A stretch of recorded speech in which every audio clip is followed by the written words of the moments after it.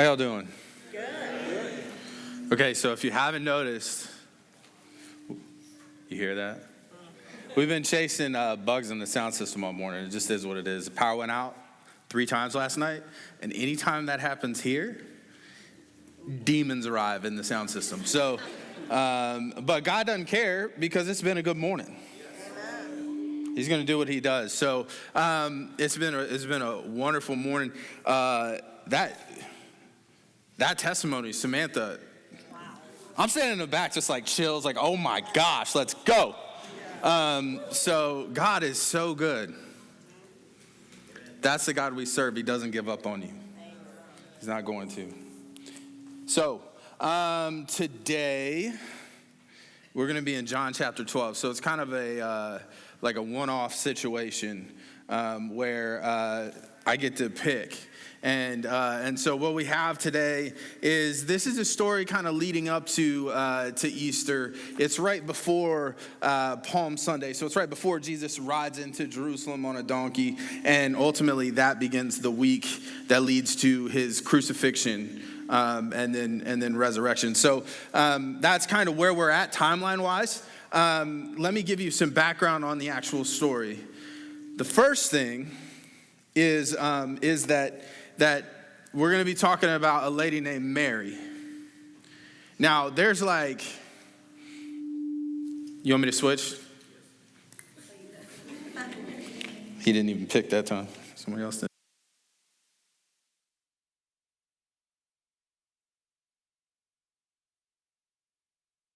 Like the horn section I had? Feeling like it was 1995 up in church. Got a horn section all the time. Anybody go to a church that had a horn section back in the 90s? Nobody? Celebrate, Jesus, celebrate. Okay, no. All right. There was a horn section that went like, anyway. We had that. My dad is a music nerd and he was a pastor, so. Okay, so Bethany, Mary. So here's the deal with Bethany, the town of Bethany, Mary. There's like a million Marys in the New Testament, right? When we talk about Jesus and all that, and it can get really confusing. You have Mary, the mother of Jesus. You got a couple other Marys that get mentioned, but we don't get a whole lot of backstory on. And then you have 2 other Marys, Mary Magdalene and then Mary of Bethany. Now, if you try to sift through it all, you'll get a million different theories, but the most conservative way to figure out which Mary is which is to not combine Mary Magdalene and Mary Bethany. Does this make sense? It's history. It's ancient history. So you're trying to figure out who they're talking about, and they're kind of assuming that you know a little bit. Does that make sense? So for this purpose, this is Mary, the sister of Martha, and she's not the same as Mary Magdalene, and she's Mary of Bethany. Her brother's name is Lazarus. So if you've been in church for a while, you'll remember some of these stories. The first, I think the first one that we hear is Jesus shows up at Martha's house, and Mary's there, and Martha's making dinner, and Mary's just chilling with Jesus, listening to him talk, right? And then Martha's like, "Hey, Mary, you trying to help me with the dishes right now? Because I'm a little bit overwhelmed, and you're doing nothing." That's kind of the story. And Jesus is like, "Whoa, hey, we're here to hang out. She's doing the right thing. Why don't you just come chill?" Like that's the one story, right? And so if you've been in the church world and somebody calls you a Martha, that's an insult. I'm not sure why we don't like people who like to help do dishes, but we don't apparently. Y'all got to come along with me. That was a joke. We love people who do dishes. But if you get called a Martha, it's kind of an insult. That's like a churchy thing. You don't want somebody to call you that. It's like the Christian version of Karen, right? Now you're with me. All right. So, and then there's a story, and it happens in John just prior to this, where her brother, Mary's brother Lazarus, he gets sick and he dies. And Jesus finds out about it when he's sick, but Jesus doesn't make it to Bethany in time to heal Lazarus. And so Jesus shows up, and they're at the grave, and they're mourning, and they're upset because it's like, if you had just been here, you could have saved him. If you had just been here, you could have saved him. And Jesus, is overcome and overwhelmed, and he goes into the tomb. Not a normal thing to do. They're like, don't go in there. It's been days. It probably smells. That's part of the story, right? He walks into the tomb and raises Lazarus from the dead. And then everybody's excited. So then we end up at this story in John chapter 12. So chapter 12, verse 1, 6 days before the Passover, Jesus came to Bethany where Lazarus lived, whom Jesus had raised from the dead, you see. Here, a dinner was given in Jesus' honor. Martha served, while Lazarus was among those reclining at the table with him. Then Mary took about a pint of pure nard, an expensive perfume, and she poured it on Jesus' feet and wiped his feet with her hair. And the house was filled with the fragrance of the perfume. But one of his disciples, Judas Iscariot, who was later to betray him, objected. Why wasn't this perfume sold and the money given to the poor? It was worth a year's wages.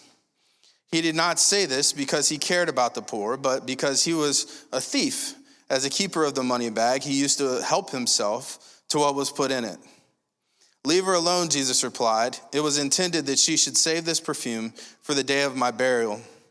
You will always have the poor among you, but you will not always have me.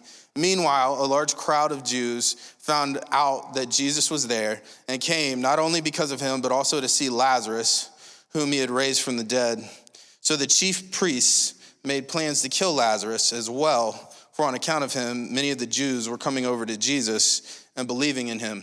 So the first thing, the story begins, and so they're it's right before the Passover, and they meet at Mary and Martha's house, and they're gonna have dinner, right? You gotta understand, first of all, this is a big deal to begin with, because there's at least 13 dudes that showed up to eat, right? 12 plus Jesus, and then Lazarus is there, and we're not even accounting for families or whoever else might have been there. This is a big event, right?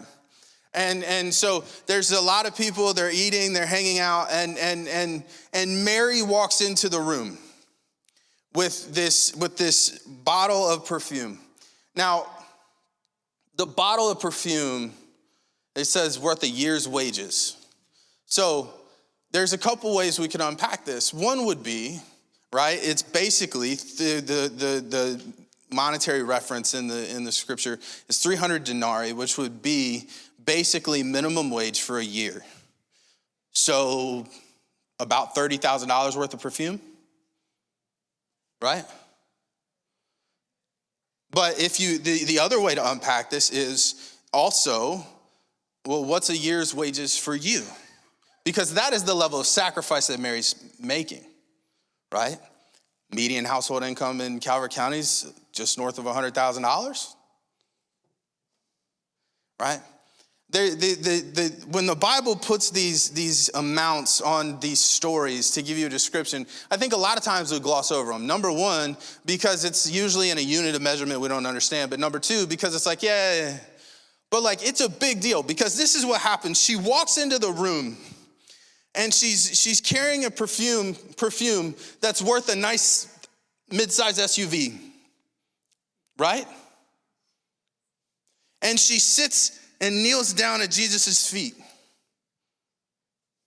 And you have to understand what's happening in this moment, because his feet, like she cleans his feet with her hair. Now, you probably wouldn't do that now, right? And we wear socks and closed-toed shoes.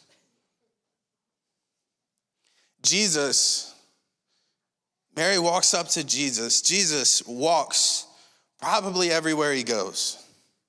He walks on streets that are occupied by animals that are going on the street.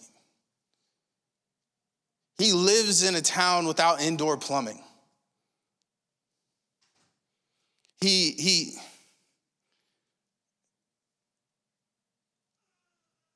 surely had bunions and poo on his feet. Like, his feet had to be messed up. She walks in with her life savings in a jar of perfume.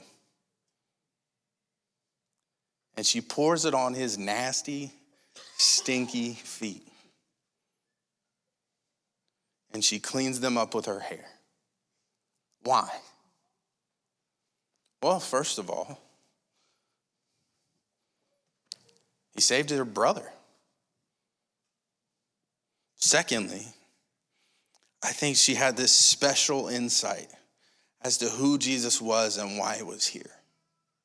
I'm not saying that it's there, I just think that. Because she always, every time you see Mary, there's this blind faith and deep passion in the story.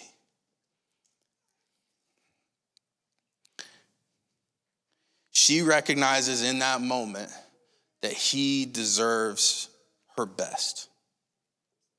And then Judas.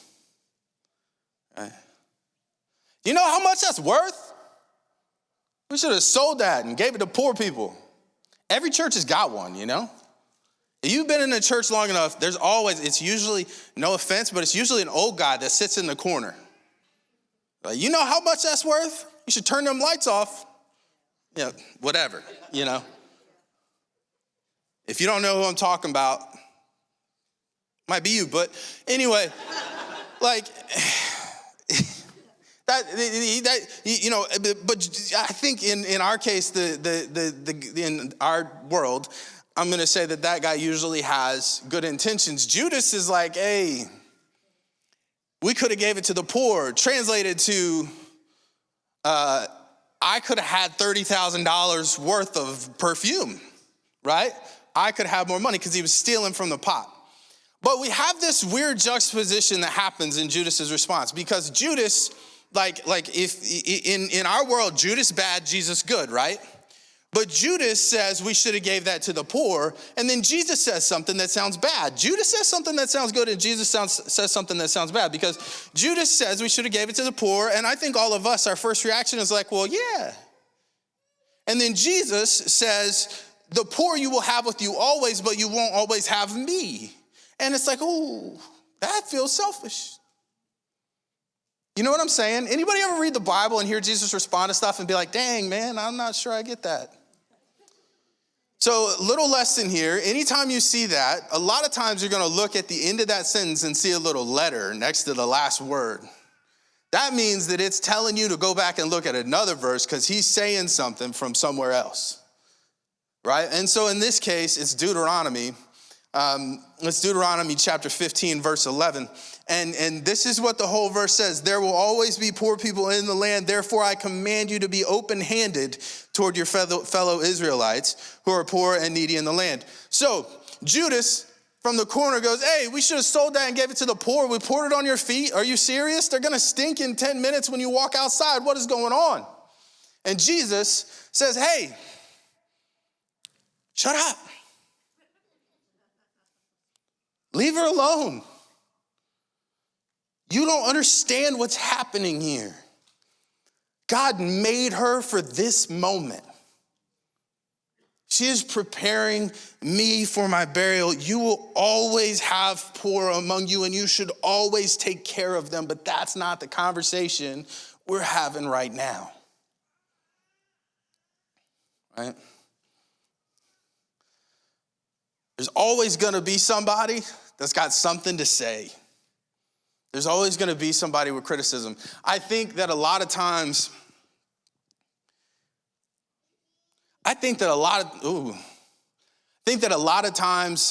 in the church, we're our own worst enemy, because we'll have somebody who steps out in faith and does something different, does something new, and the first people to criticize them and shut down a work that God's doing in their life and in the lives of the people around them is people in the church, because it's not normal and it's not what we do. Mary comes out of left field. There's a bunch of poor people that are subjects to foreign rulers. She comes out of left field. And if I knew like a fancy perfume nowadays, I would say that. She comes out of left field with that stuff, pours it all over his feet, and they're like, whoa. But God was doing something different. There's always going to be somebody with criticism. And let me just say this, it might be somebody you respect. But God might be doing something different with you. And you might need to ignore that criticism. Because Mary was made for that moment. God planned that moment in Mary's life. You ever have one of those perfect moments where, like, I'll try to describe it, like the gifts God's given you, the circumstance he's put you in, the things you're passionate about, and like just all of it aligns in these, every once in a while that happens where it all aligns in this moment, and it's just like, it's perfect. That's what Mary's experiencing right here. It's just this, everything aligned. God wired her to have this blind faith and adoration for Jesus and to want to hear what he had to say and to believe it. He wired her with that innocence and that strength that comes from it. And then he put her in this place where she's the only one in the room that if God said, do this, she would do it. And then she does it, and there's this backlash, but Jesus is like, no, this is how it's supposed to be. Mary was made for this moment. And then the story kind of ends with crowd showing up. The crowd shows up, they're just rubbernecking, most of them. You know what I'm talking about? Wreck on the side of the road, and then all of a sudden you're stopped 10 minutes away from it. That's kind of what's happening here. Why? Well, Lazarus was dead and now he's not. We should go figure out what's going on over there. And if they got water, let's drink it. Right? And then there's some true believers because, Jesus is followed around by crowds. And then there's the chief priests, the religious people. And, I don't want to walk on Easter too much, but the more I think about this, the more I got to believe that the chief priests have got to be so confused with Jesus, right? Because he's doing things that the Messiah, he's doing things that the Messiah should do, but he's saying things that their version of the Messiah shouldn't say. In their world, the Messiah coming back, this is what he's going to be. He's going to be a revolutionary.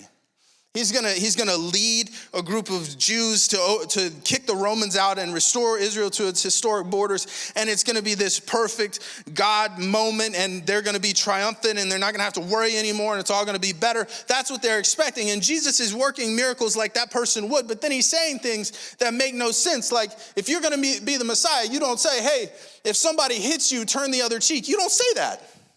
That's how you lose a war. Like, you don't go into an ancient war, get hit, and go, here's the other side. Right? You're supposed to be someone, if you're Messiah, you're supposed to elevate the temple, to protect the temple because it was taken from them, and that was a huge moment. It was terrible. And this is where God resides, so you protect the temple. But Jesus said, knock it down, and I'll restore it in 3 days. And so the chief priests have just got to be like, I don't know who he is or what he is, but he's wrong. And that's got to be it for them, right? And then all these people are kind of, Lazarus, Mary, Martha, the disciples, they're kind of in Jesus' orbit, and they're all at risk too. Following Jesus is always going to be risky. But this story hits me a little different. It hit me a little different yesterday. So, full disclosure, we're in like the last couple weeks of Amanda's pregnancy, right? So I procrastinated a little bit this week.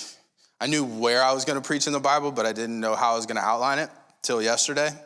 Don't judge me. But I was afraid I might not be here. I hoped I wasn't going to be here today because that would ensure that I'm here next weekend.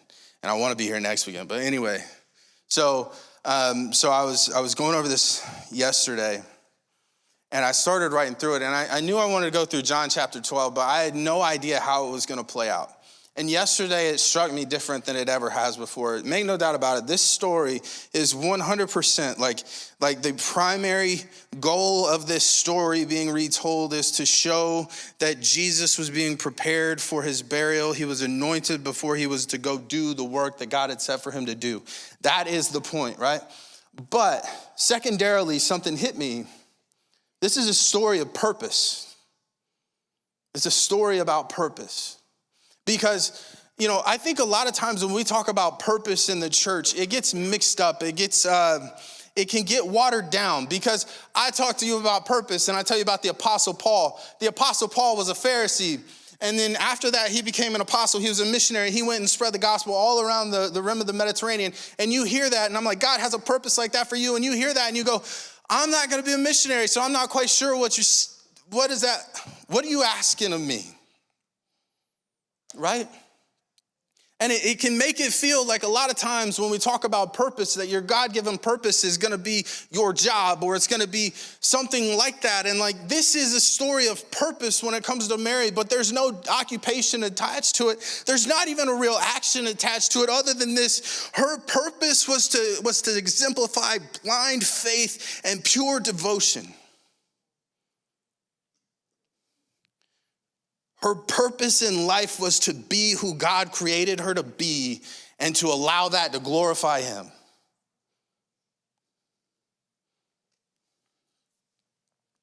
And it gets overlooked in this story, rightfully so, because it's a secondary part of what's going on. But think about Mary for a second. The first time we see her, we see that blind faith and pure devotion on display because she sits at Jesus' feet and makes her sister super mad. And then we see it here in this story. What kind of person does it take for God to say, you should do this, and it costs them everything and they just do it? And then from there, she's one of the women at the tomb. He's not here.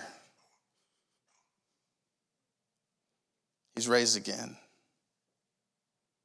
And she goes and tells everybody this. And she was made for that too, that blind faith and pure devotion. She was made because he's risen, and all the disciples, all the dudes are like, yo, she's crazy. These women are crazy. Somebody stole his body.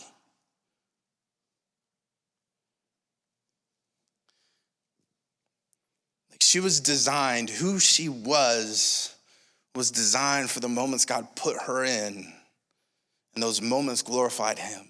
Surely there were more after, they just didn't get written about. God designed you with a purpose, right? And it might not be what you do for a living. Matter of fact, it probably isn't. As a matter of fact, you were all designed with the same purpose in mind, which is this: to give God glory. You were made to glorify God with your life. That is what we were all made to do. That is why when we have these moments on Sunday morning and the singing's really nice and there's this spiritual moment, that's why something feels whole, because what you're doing is giving God glory. That's why the testimonies that we hear this morning are helpful and life-changing, because we're giving God glory. You are designed to bring glory to God through the life you live.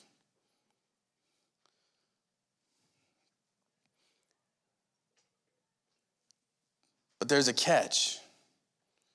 To lean into that purpose, to give God glory all the time, to figure out how he's skilled you, how he's gifted you, how he's made you in such a way that you can give him glory in ways that others can't, and in ways that just fill out the wholeness of the body of Christ.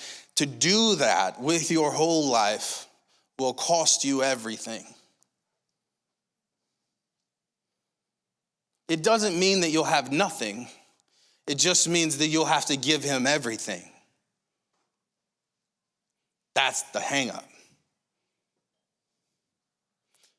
There's another story of Jesus getting his feet washed. And it depends on what commentary, what theologian, what pastor you listen to as to whether they think this is a different version of the same story we just went over or not.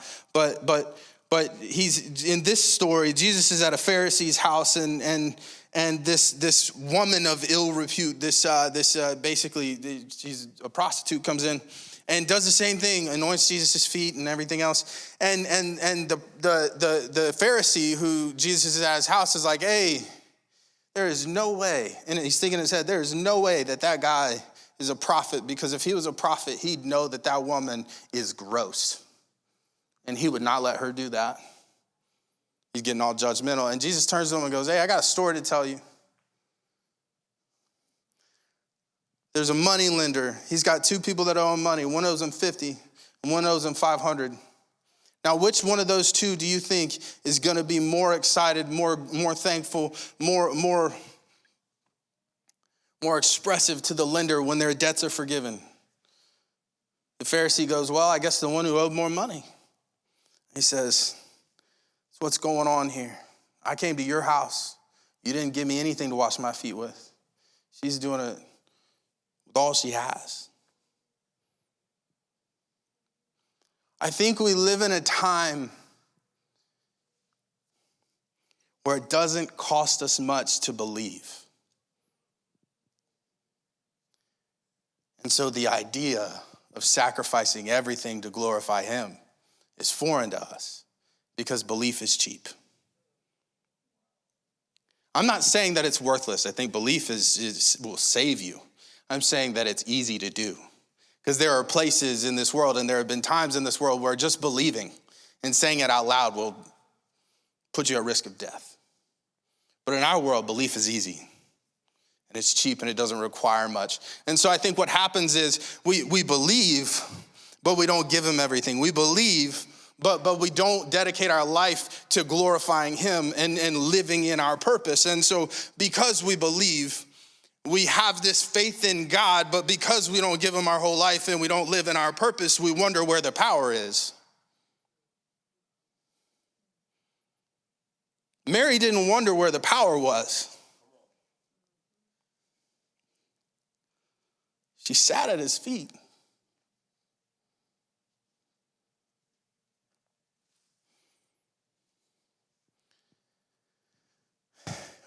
We don't give him everything because we're afraid of what it'll cost. But we do it at great cost, because if we give him everything, it gives our life meaning. It gives our life meaning that is abiding. It doesn't go away. Now, I'm going to say all that and then say this. I hate it when pastors get on stage and tell you need to give them everything. Because I spent my whole life sitting in your seat. I grew up in church. I've been to probably more church services than most of you, because I went to church like 4 nights a week. And then I went to a college where they made me go to church twice a week plus Sunday. And when pastor get up, you surrender everything. Give him everything today. And then they do the altar call. And there's like all these people, give him everything. And there's a bunch of people crying. And I'm sitting there going, what do you mean by everything? Because like, I can say, God, I give you everything today. But I don't know what everything for every day is. You know? Like, what's that? That's a big thing. And it's so abstract, it's hard to hold on to. This is what Mary was sitting at dinner. Mary was sitting at dinner, having a nice meal. Some olive oil, some hummus, some falafel. You know what I'm saying? Like, she had kava right in front of her. Or meze. Okay. My wife's vegan. We eat a lot of Mediterranean food. She's having a good time. God said, Mary, I need you to wash his feet. You know that perfume I need you to give it to him. I need you to wash his feet. Right there, she chose to give him everything. Mary walks to the tomb. There's nobody in it. Angel says he's gone, he's not here, he's risen. She runs back. He's risen, right there. She gave him everything again. Her reputation, the disciples didn't even believe her. Ultimately, her way of living probably, because persecution broke out a couple years later. Everything. It's not right now and only right now. Every time he asks for more, you give it. That's what I mean by everything. Every time he asks for something, you give it. Why? Because you were made to glorify him. And when you give what he asked to glorify him, that's where the power is. That's where the life change is.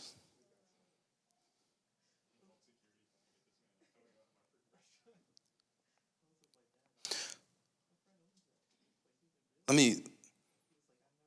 me pray with you. God,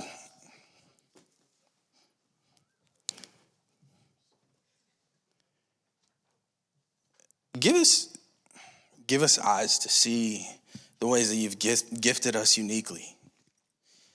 And then give us courage to use those gifts for your glory.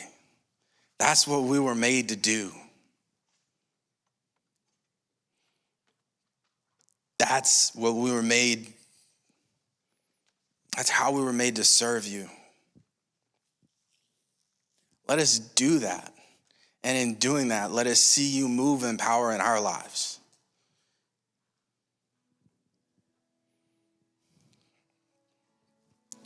God, let us be faithful servants of you. And let us in turn bless you for your faithfulness to us. We love you and we thank you. Amen.